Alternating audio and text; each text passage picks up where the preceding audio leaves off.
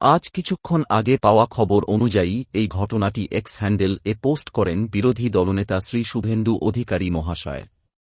ওনার লেখা অনুযায়ী ব্যাপারটা অনেকটা এই রকম যে বাঁকুড়ার শালতোরার ঝাঁকা অঞ্চলে এক ব্যক্তি জয়দেব মণ্ডল ওরফে বাবলু ও তার একজন সঙ্গী অবৈধ খনন কার্যের জন্য বেআইনি ডিনামাইট মোটরসাইকেল করে নিয়ে যাবার পথে দুর্ভাগ্যবশত তা ফেটে গিয়ে দুজনেই ঘটনাস্থলে প্রাণ হারায়।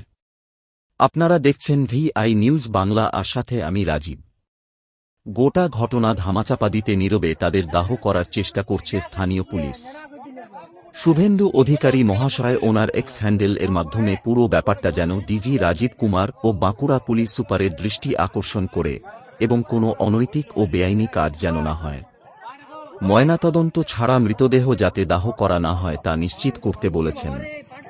টিএমসি পার্টির অরূপ চক্রবর্তী সাংসদ নির্বাচিত হওয়ার পর শালতোরা এলাকায় অবৈধ খনির কার্যক্রম আবার শুরু হয়েছে। মমতা পুলিশের সহযোগিতায় বেআইনি খনন কার্যক্রম পরিচালনার ব্যবস্থা ঠিকঠাক ছিল, তাই এমন বিপজ্জনক ও অনিরাপদ উপায়ে বিস্ফোরক ডিনামাইট বহনের প্রয়োজনীয়তা বলে শুভেন্দু অধিকারী মহাশয় দাবি করেন। পুরো ব্যাপারটাতে যেন DGNIA-কে দৃষ্টিগোচর করেন সে কথাও বলেন।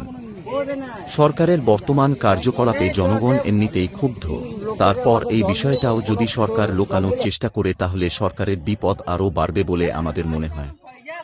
আমাদের এই প্রতিবেদন ভালো লাগলে একটা লাইক দিয়ে আমাদের মনোবল বাড়িয়ে তুলবেন, এই আশা রেখে পরবর্তী নতুন প্রতিবেদন নিয়ে আপনাদের সামনে উপস্থিত হব। ধন্যবাদ।